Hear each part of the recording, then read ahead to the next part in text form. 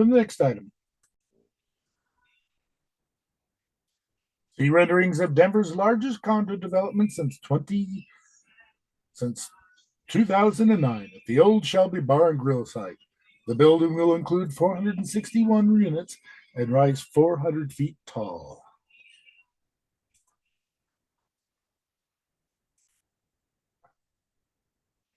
So the picture behind me is a picture of what the proposed plan looks like. Construction is underway at the old Shelby Bar and Grill site at 18th and Glenarm, where a Canadian developer, Amacon, is building a 2-tower building with 461 for-sale units. There's the building. The project, dubbed Upton Residences, will be the largest condo project in Denver since 2009, a sign that the long-frozen market that developers say has been slowed by construction defects legislation might be thawing a bit. Commentary. Remember the source. The developers are saying that obstruction defects legislation has slowed their development. Odd, since none of that actually passed. To continue, the homes, a mix of studios, 1, 2, and 3 bedrooms, start in the low $400,000, well below the median price of a home in the metro area. Commentary. Describing 400,000 as inexpensive. Are you serious? That being said, this gives an example of what relative language looks like. The median cost of a home in Denver is $650,000, which is even more expensive. But they try to present these high-cost condos as being reasonably priced by comparing them to something that is even more unreasonably expensive. In the end, this news article is a promotional piece designed to develop goodwill for the development of this project. The news isn't going to take any time to challenge what they may have been able to do better on the price, or mention that these things are still stupidly expensive. I mean, all different kinds of things could have been addressed in this article, but all they've done is say, isn't this wonderful? Here are the details. Again, the way in which things like this are covered in news is part of how the whole real estate con works. But again, there's going to be penthouses and there's going to be luxury units in the building as well. So there's not going to be 451 $400,000 units. There's going to be like a certain number of $400,000 units, and then a bunch of 500, and then a bunch of 600, and then a bunch of luxury stuff, and then the penthouse. Let's continue with the article. Let's go back to the actual article here. Quote, while downtown Denver has no shortage of rental units, Upton Residences is opening up new doors for home ownership in the heart of the city, said Stephanie Babinu, Vice President of Marketing Sales, Public Relations, making something that maybe you don't want sound good. Their job is to make whatever it is that they're promoting sound good. That's who the reporter is talking to. Stephanie Babinu, Vice President of Marketing and Sales for Amacon. In a statement, Uptown will transform the upper downtown neighborhood into a vibrant hub, bridging downtown Denver and the uptown neighborhood with the unique mix of residence, retail, and hotel-styled amenities. Oh, hotels, expensive living style. We believe the development will bring new energy into the area and enrich the neighborhood. Commentary. You notice how she doesn't say we're out there to house low-income families? She's talking about gentrification. Units in the towers will start in the low 400s. There will be a mix of typical apartments and penthouses with floor-to-ceiling windows offering a mix of city and mountain views. Quote, Uptown will be a game-changing landmark that will redefine the Denver skyline, said Steve Featherstone, Vice President of Development and Construction at Amacon. In a statement, It will stand as a tribute to the city and set a new standard for luxury living. These aren't affordable units, these are luxury units. He said it. This visual focal point is spotlighting how to effectively bring together residential, retail, and hospitality for residents and the community to enjoy. Again, he's not saying about housing people who need housing. The building broke ground in the spring of 2022 and slated to open in mid 2025. On to our next item.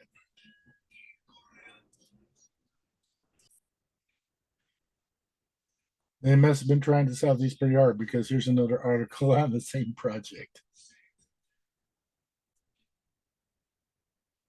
Denver's largest condo project since 2009 now has a name. Upton Residences will offer 461 for sale condos on Broadway at 18th Street and Glenarm Place. Canadian developer Amicon has given its mixed-use condo project on Broadway, 18th Street and Glenarm Place, downtown Denver, a name, Upton Residences. Commentary. Do you think this developer from another country is interested in housing to the commoners? No. They're looking to make as much profit on a foreign investment as they possibly can. This isn't mixed use. These are luxury dwelling units, and they say so. Previously called Block 176 for city planning purposes, two towers are rising on the same site of the former parking lot and building that housed Shelby's Bar and Grill restaurant, close to the Holy Ghost Catholic Church. Uptown Residences, with 461 condos, will be Denver's second largest condo project, once completed, trailing only the 42-story, 496-unit Spire building at 891 14th Street that hit the market in late 2009. Developers have largely avoided building condos in Colorado, citing persistent construction defect lawsuits. Remember one that didn't pass? Developers have largely avoided building condos in Colorado, citing persistent construction defect lawsuits they say have left construction insurance either unavailable or such high premiums that coverage is untenable. Commentary. Not that the insurance industry is any less greedy than that of the real estate industry, but if you had better oversight during the initial phase of construction of places where people are going to dwell, then the expensive aftermath for failures wouldn't be so darned expensive in the first place. So these organizations are living in the consequences of building crap, which means in order to have it insured, it's going to cost you money because it's going to cost you money because industry wide, there's a lot of crap out there. But rather than building high quality stuff, they'd rather lobby to prevent an oversight from occurring.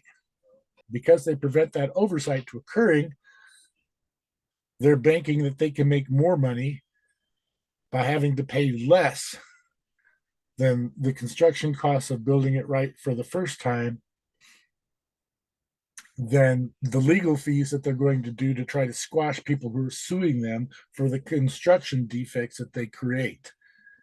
But what they tell people publicly is like, oh, we can't build because of that. Ugh.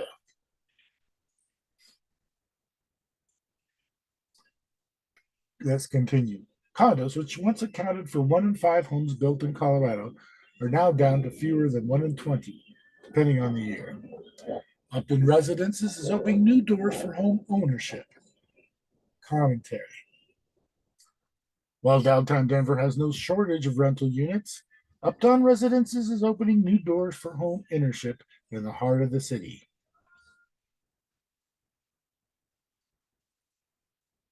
Says Stephanie Belliau, Vice President of Marketing and Sales at Amicon.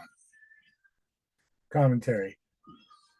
Condo ownership is ownership, but it's not home ownership. It's different. The problem is that if you own a home, you end up becoming responsible for when the maintenance and repairs occur on your own property. So if you want something repaired right away, you can get it done. Versus a condo building where there are many things in that building that you do not have control over, like the heating system for the whole building. There are many things in that building that you don't have control over. And if there's a problem, like with and if there's a problem, like with heat or mold or infestations, and you'd like to have it fixed the right way, you have no control over when the property management company will get to that issue if they address it at all.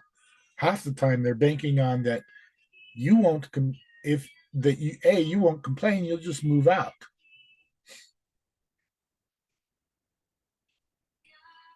and the they're also banking on the lawsuits costing less than the money they saved on building crappy stuff. Now, these property companies could just fix the problem straight out and lower the cost of their insurance because because people wouldn't be turning in claims that were inflated by lawsuits that people file in order to move these folks to action to fix problems when they come up. Boy, that didn't sound good. Residences will range from suites to opulent, penthouse collections, and all the units will have premium finishes on floor to ceiling windows. And most suites will have a private exterior balcony or patio, Hamilton said. Commentary. Notice how the word budget is missing from this promotional piece? All this stuff is market rate and luxury and opulent and suites and all this kind of stuff. This is the way in which gentrification language is hidden. They sell you something fantastic, luxury, and wonderful, but what they don't mention, but what's our need in housing? Our need in housing is the budget stuff. It's the lower end stuff. So the more we build high end stuff, the more expensive it gets for all of us, and the more people that are going to wind up out on the street, especially in the downtown area. On to the next item. Alrighty. New property tax relief proposal gives Colorado lawmakers hope for peace in ballot wars, but a truce is elusive. Bills must move through the legislature at breakneck speed to beat the judgment deadline this week.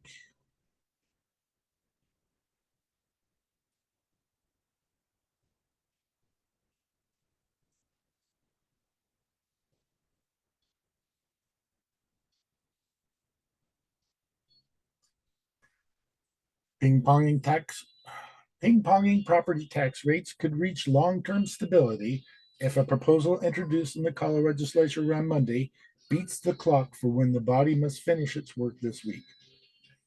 But the proposal, while rallying support inside the state capitol, did not appear likely to stop ballot initiatives backed by powerful, deep-pocketed interests outside that are looking for steeper cuts. Remember, these guys are the Colorado Concern folks, a handful of CEOs trying to manipulate our state legislature. Not mentioned in the Post. Post doesn't want you to know who these people are. The truth sought by lawmakers so far has proved elusive. Ahead of the formal unveiling of the new bipartisan property tax package Monday, Governor George Polis joked about, quote, white smoke, end quote, emerging over the Capitol, a sign that an impasse hung over the building for weeks had finally ended. By mid-afternoon, however, the old battle lines had deepened again, throwing uncertainty over the future of state property tax policy. The new legislation in the form of Senate Bill 233 was long awaited, but never guaranteed. It was introduced on the last possible day that would allow it to pass through the General Assembly before lawmakers must adjourn on Wednesday.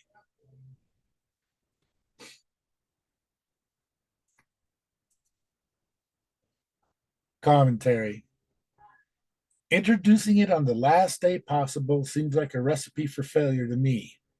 Like they wanted to pretend that they actually wanted it to pass, but wanted to give it as little opportunity as possible.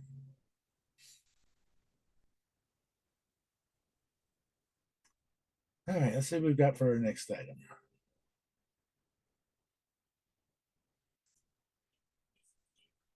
Denver City Council clears way for small homeless shelter in Lincoln Park neighborhood. Nonprofits has rights to create a shelter with room for 41 more people, but sought council approval to go smaller. Denver City Council on Monday gave local nonprofit Haven of Hope the green light to turn an industrial building in the Lincoln Park neighborhood into a homeless shelter with 8 to 12 beds for people in a recovery program. Wait, wait, this isn't housing. This is a drug and alcohol recovery program. Parading is housing. More on that later.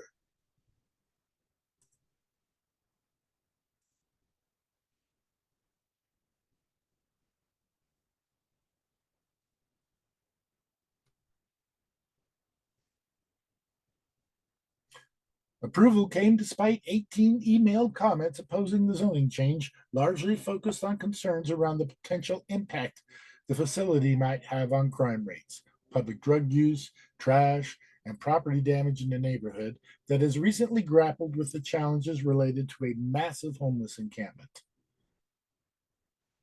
Commentary.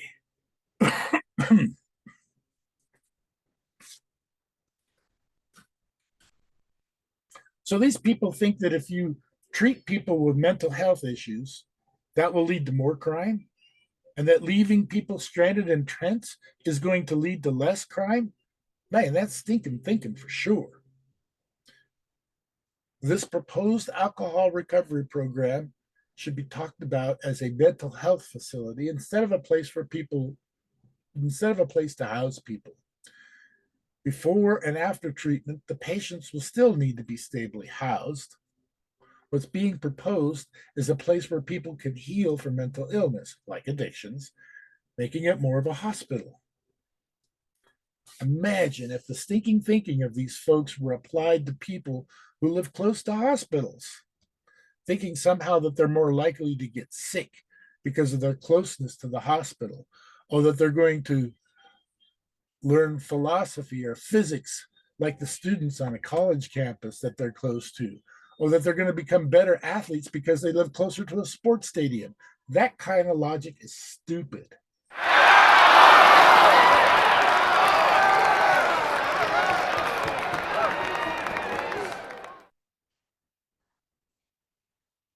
City officials swept that encampment. More commentary. So rather than house these people that needed a place to stay, they assumed that they're all drug addicts and made a plan to build them a hospital for mental illness instead of housing. So don't tell us that 2/3 of our homeless do not need data. Tells us that 2/3 of our homeless population don't need drug and alcohol recovery. Besides, the people that are going to fill that hospital with, they're going to come from other parts of the city, not that encampment. In the meantime, the people in that encampment who are being displaced are going to continue to be unhoused. All right, city officials swept that encampment located at the intersection of West 8th Avenue and Navajo Street last month, in part because of 3 overdose deaths and multiple felony arrests that took place there.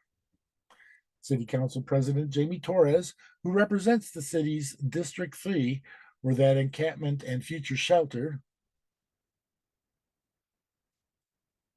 are located, said that the concerns voiced in the opposition letter are largely a reflection of the city's failure to adequately address the homeless crisis.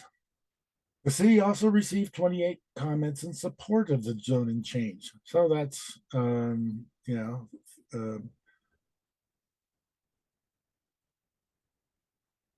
no one who opposed the shelter spoke during Monday's meeting. These are symptoms when people have no access to bathroom, no access to places to get water, to find food, Torres said before joining her colleagues in unanimous vote to support the zoning change. And the crisis that the city faces is exactly why Haven of Hope aims to do what they can, little by little, to address the recovery needs of folks out on our streets. Commentary. But what about housing the needs of these folks? Stable housing will address a large portion of these folks' recovery needs. And for the few who will need more, there's a lot of places that focus on that specific need. This thing going to be added to it, like the one being proposed in this article. The majority of our homeless communities, 65 to 70%, don't need drug and alcohol recovery programs. They all need housing.